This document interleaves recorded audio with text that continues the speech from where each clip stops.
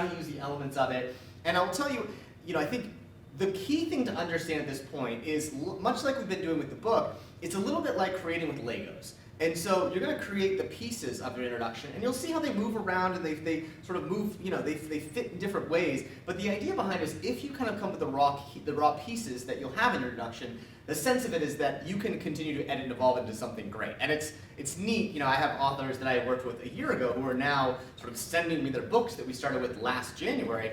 And when you read the introduction, it's, wow, they actually know what they're talking about, right? Like that idea behind it. So it is this thing that, the first pass of it will be a little challenging, it will have some struggles to do it, but in senses, more than anything, is to focus on just the raw elements and we'll make it into something better from there.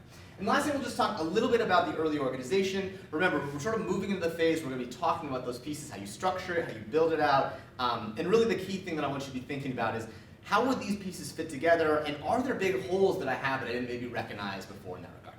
So let's talk for a minute here about the big idea stuff, and we'll sort of open up the conversations for just a little bit more here. And so introductions really are that document that sort of sets the stage for you. They're sort of the case maker. So when you start thinking about your introduction, it really is that thing that leads the book, but maybe even more so, it's the thing that leads the way you think about the entire book.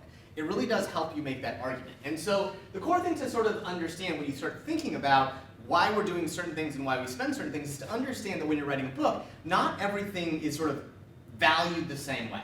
Right? Your goal is to get people to read this one, number one, but number two, you want them to sort of listen to you and take your opinion on it. I think it's a really interesting thing if you sort of understand that some interesting data was given by the folks at Amazon, a little bit about books, and I don't know the exact number, but I'll give it to you roughly, is that something like only about 25% of people that buy a book ever read it. Right? So a lot of people buy books because they think they might read it one day, or they think they could read it someday, or they want to have it on their shelf, but people don't always read the book. And so understand that that doesn't lessen the value of it, it just means that the tools around your book, the pieces of it, the introduction, the covers, those things are going to matter to influence people. So you may find that someone really changes your career or your life, and they never actually read the book. Right? They just are inspired by something that Dustin says in a podcast interview or something Juliet does at a workshop. They don't have to read your book to get the benefit of it. As much as anything, this will help you make an authentic argument about something. So that's kind of interesting here. This was some research that was done.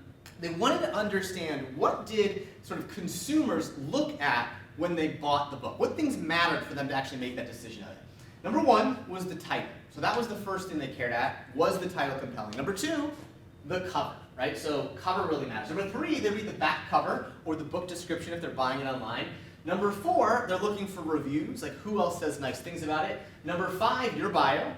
And number six, all the way down, is the book text itself. Right? So it's kind of depressing a little, right? We have all this work and these sorts of things. And so understand that matters. And again, even the price thing doesn't really matter when people make it. They're looking at all these sorts of things. So understand that's important to know. There's a lot of things that people into it. Now again, you are writing this book for a whole bunch of reasons, and it should look great, it should be great, but also understand there's lots of pieces that people look to. So the content, certain of the content is actually more important for marketing purposes. So again, putting out some of this content in blog posts, and articles, and interview notes, and podcast interviews you do, really is some of the important things. So whether or not millions and millions of people open the book and read the text, actually the way that helps you make an authentic argument about something is just as important.